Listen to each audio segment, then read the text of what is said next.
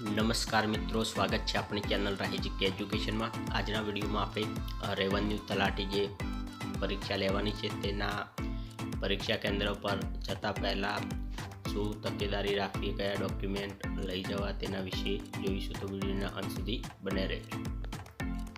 પરીક્ષા કેન્દ્ર પર સૌપ્રથમ તમારે કોઈ પણ એક ઓરિજિનલ આઈડી લઈ જવાનું છે, ફોટાવાળું, જેમાં ચૂંટણી card, Aadhaar card, driving licence, PAN card અથવા તો પાસપોર્ટ સાઇઝ હોય તો પણ ચાલે। આમાંથી કોઈ પણ એક ઓરિજિનલ આઈડી પ્રૂફ તમારે પરીક્ષા કેન્દ્ર લઈ જવાનું રહેશે।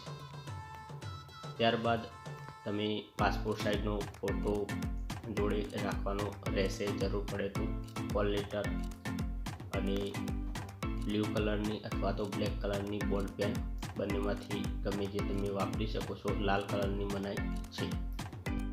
બાયોમેટ્રિક માટે તમારે કેન્દ્ર પર તમારે હાથની ફિગર આપવાની હોય છે, એટલે હાથમાં કોઈ પણ જાતનો કલર અથવા તો મહેંદી ન હોવી જોઈએ। હાથ સાફ કરીને તમારે પરીક્ષા કેન્દ્રે જવાનું રહેશે, જેથી કરીને તમારી ફિગર પ્રિન્ટમાં બાયોમેટ્રિક આવી જાય।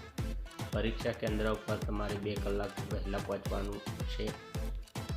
પરીક્ષા ખંડમાં કોઈ પણ ડિજિટલ વસ્તુની મનાઈ છે, જેવી કે ડિજિટલ ઘડિયાળ, મોબાઈલ, પેન્સિલ, આ ઉપકરણોની પરીક્ષા ખંડમાં મનાઈ છે, તો લઈ ન જવી। પરીક્ષા ખંડમાં પ્રવેશ બાદ કોઈ પણ સંજોગોમાં બહાર નીકળી શકાશે નહીં। નિરીક્ષક તો તમને બહાર નીકળવા નહીં દે પરીક્ષા પૂરી થાય ન ત્યાં સુધી। તો આ હતી કેટલીક મહત્ત્વની બાબતો પરીક્ષા આપતા પહેલાં। જો વિડીયો ગમ્યો હોય તો વિડીયોને લાઇક કરજો, ચેનલમાં ન હોય તો ચેનલને સબસ્ક્રાઈબ કરજો।